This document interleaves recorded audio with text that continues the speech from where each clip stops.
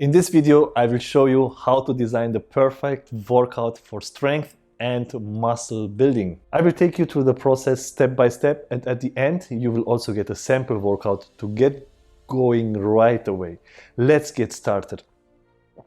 Coming up with the right workout might be a bit intimidating, but let me tell you that it is a lot easier than you might think. Whether you are doing this for yourself or someone else as a fitness coach, the principles will always be the same.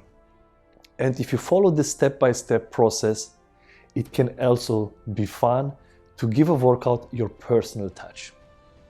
So the first step will always be to set personal goals. One of the first questions you should ask yourself: where your client is, what do you want to achieve with this workout? Most beginners will name things like build muscle, look better naked, or become stronger. But it makes sense to get a little more specific than that. Make sure what the primary focus is. Do you want to build muscle as fast as possible? Or maybe you prefer to focus on strength and muscular endurance. You also need to figure out if there is a specific body part that needs special attention. This will help later with exercise selection. If there isn't, then don't worry about it and just assume that all muscles need to be targeted equally. Step number 2 then is deciding on training frequency. So the next step is to determine how often you or your client can work out per week. The ideal training frequency is always open for debate, and you will get thousands of different answers if you look online. But for beginners, it makes sense to go with 3 to maximum 4 workouts per week. This makes sure to work the muscle enough to cause hypertrophy and growth, but not to overwork them either. Many beginners will want to do more than that because they think that more workouts mean faster muscle growth. The problem is that muscle don't grow in the gym, but afterwards, when they have time to rest. If you don't give them the necessary time to recover, you can quickly burn out, especially if you aren't used to training with heavy weights. Step 3 is exercise selection. The sheer amount of possible exercises can make it seem hard to select the right ones. But when focusing solely on effectiveness, compound exercises are always the way to go. The 4 most common compound exercises you will find at the gym are the squat, the bench press, the deadlift, and the overhead press. All of them should be included in a good beginner workout. That's because they utilize multiple joints and are usually performed with free weights instead of machines. Unlike isolation exercises, compound movements work several muscles at once. This will give you the best results measured by the time you spend training. Always start your gym routine with compound exercises that target whatever muscle group you are training that day. Not only will you achieve maximal muscle recruitment, but more nervous system activation and better overall stimulus.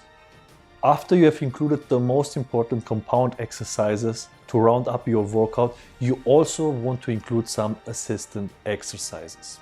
Here are a few good examples. For the upper body, you can include things like pull-ups and rows for the back, inclined or declined bench press for the chest, and side or front raises for the shoulders.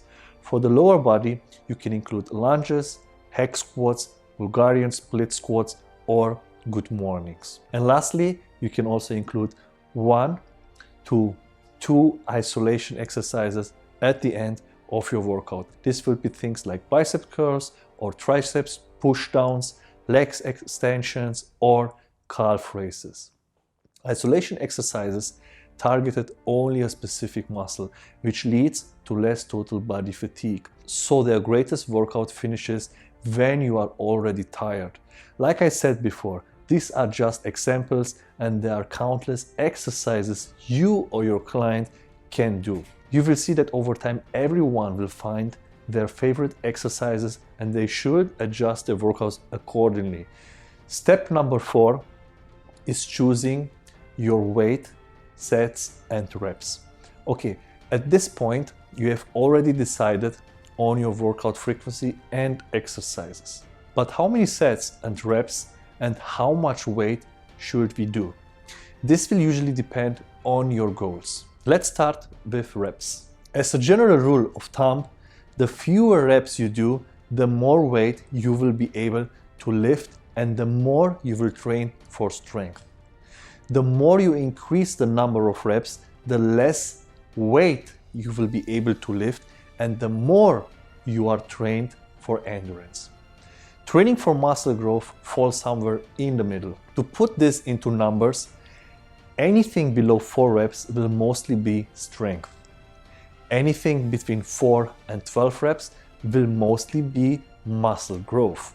And anything above 12 will be more and more endurance.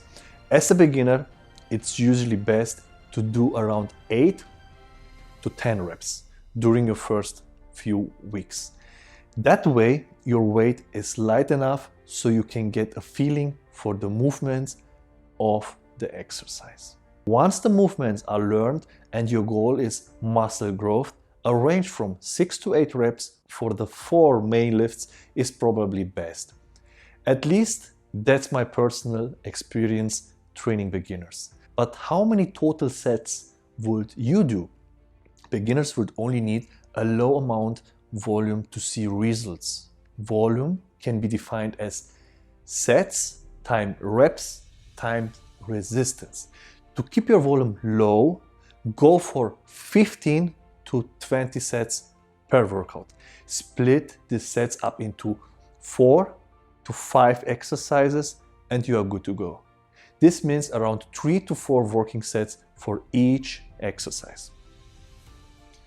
Keep in mind that this doesn't include your warm-up sets which go on the top of that figure.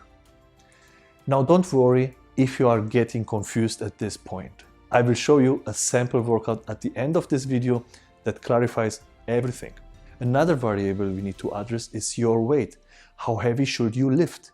First of all, don't go to failure. You want to train hard, but not go all out. As a good rule of thumb, you want to stop at 1 to 2 reps short to failure on each set. This is a good starting point for beginners and make sure you don't risk injuries. And finally, what about rests between sets? So the more you train for strength, the heavier lift, the longer your break should be. The more you train for endurance, the shorter your break should be. The most beginners will do fine with 2 minutes of rest between their sets.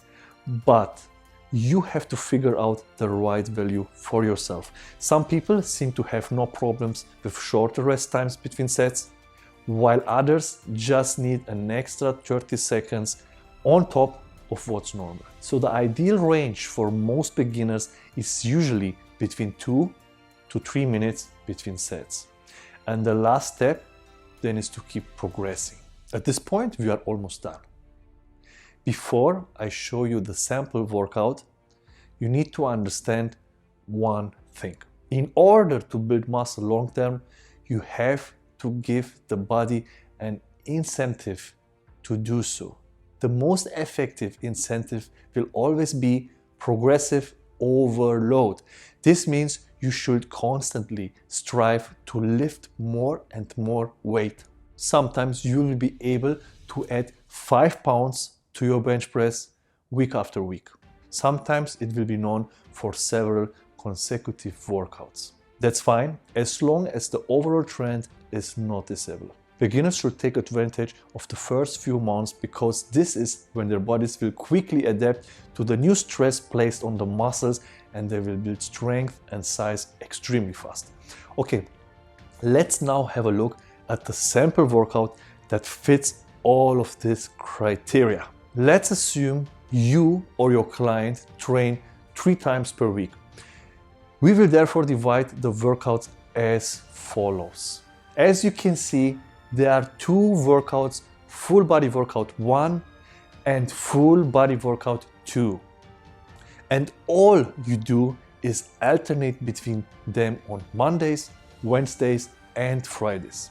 During the first month, you will actually do a little less than the 15 recommended sets and just focus on the main lifts. That's because I want you to get a hang of the exercise movement and not worry about lifting heavy. Once the movements are understood, which generally happens after 4 weeks, you should make the following changes to the workout. First, add 1 additional set to each exercise for a total of 4 sets. Next, add 1 isolation exercise with 4 sets at the end of the workout. For workout 1, I recommend biceps curls, and for workout 2, I recommend triceps pushdowns. Lastly, it might be a good idea to also lower the rep range from 8 to 10 to 6 to 8 for the first 3 compound lifts in each workout. Like I said before, in my experience, this is the ideal rep range for most beginners. Your workout will then look something like this. And there you have it.